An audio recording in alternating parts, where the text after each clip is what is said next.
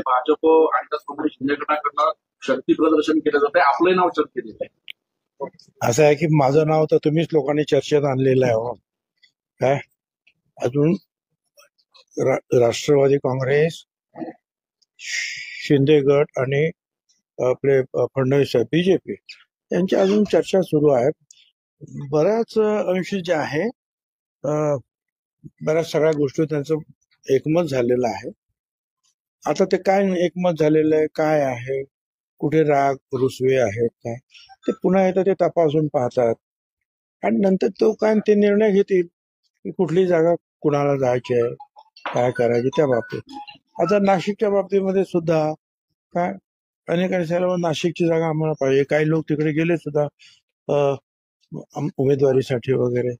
मग काय नाशिकची परिस्थिती आहे, ते लढवली तर कशी काय परिस्थिती होईल राष्ट्रवादीची काय. हा सगळा जो आहे, जसा बीजेपी जे आहे गोषवारा घेत आहे किंवा शिंदे गट गोषवारा घेत, तर राष्ट्रवादी सुद्धा गोषवारा घेत आहे. आणि नंतर जे आहे ते सगळे तिघे एकत्र बसून जे आहे ते ठरवते. आणि मग जो कोणी उमेदवार ठरेल, मग तो बीजेपीचा ठरो, ते शिंदे शिवसेनेचा ठरो, ते अजितदादा पवार राष्ट्रवादीचा ठरो, त्याच्या पाठीमागे हे तिन्ही जे आहेत पक्ष जे आहेत हे मजबूतीने उभं राहतील आणि निवडून आणण्याचा आटोकाट प्रयत्न साहेब. परंतु भुजबळ कुटुंबियांमधून उमेदवारी मागावी यासाठी आपण आग्रही आहात असं कळत आहे.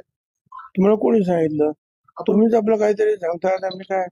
मी कोणासाठी आग्रही नाही. मी जरूर पहिल्यापासून तुम्हाला हे सांगतोय किंवा आम्हाला शक्यतो जे आहे शिंदे गटा एवढ्या आम्हाला पण जागा द्याव्या, ही एकच मागणी केलेली आहे. बाकी भुजबळ कुटुंबाबद्दल जे आहे कुठेही मी तुम्हाला कधीही सांगितलेलं नाही आणि कोणालाही सांगितलेलं नाही. साहेब, साताऱ्याची जागा आपण मध्यंतरी मुख्यमंत्री आणि मुख्यमंत्र्यांची भेट घेतली, समीर भाऊ होते, आपण होता. नेमकी त्यावेळेला नेमकी काय मागणी होती, काय चर्चा त्या सगळ्याची? अहो, आम्ही गेलो तर आम्ही मुख्यमंत्र्यांना कसं काय सांगू. आम्हाला जर काय सांगायचं असेल राजकारणाचं तर ते अजित पवार, तटकरे, प्रफुल्ल पटेल आम्ही सगळे एकत्र ठरवू.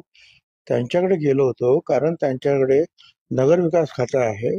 नगर विकास खात्याकडे सिडको ही संस्था आहे आणि त्या सिडको मध्ये आमचा एक शाळेचा प्लॉट जो आहे आम्ही घेतलेला आहे काही वर्षापूर्वी.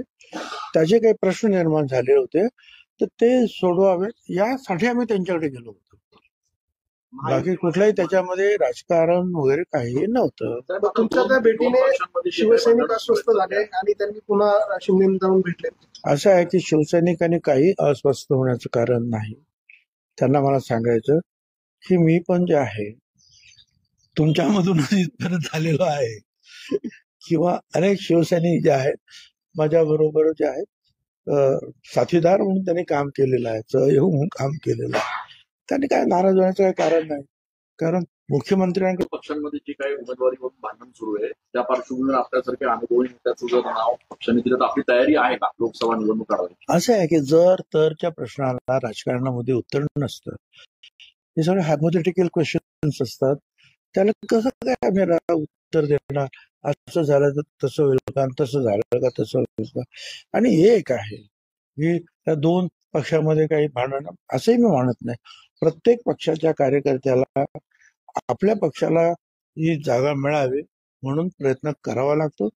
त्याप्रमाणे सगळे प्रयत्न करतात, तिन्ही बाजूचे लोक प्रयत्न करतात.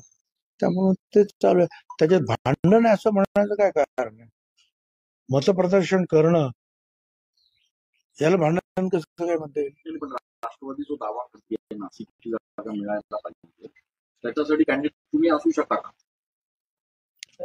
परत एक तर नाशिक जे आहे ती आमच्याकडे आली पाहिजे.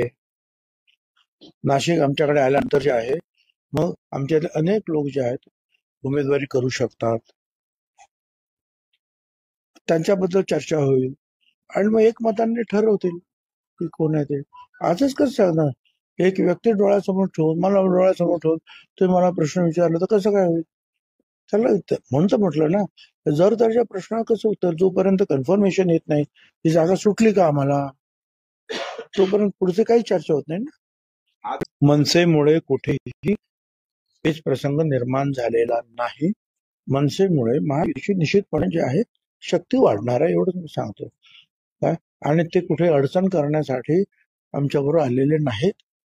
काय आणि पोक्त असे त्यांचे नेते आहेत, राज ठाकरे वगैरे.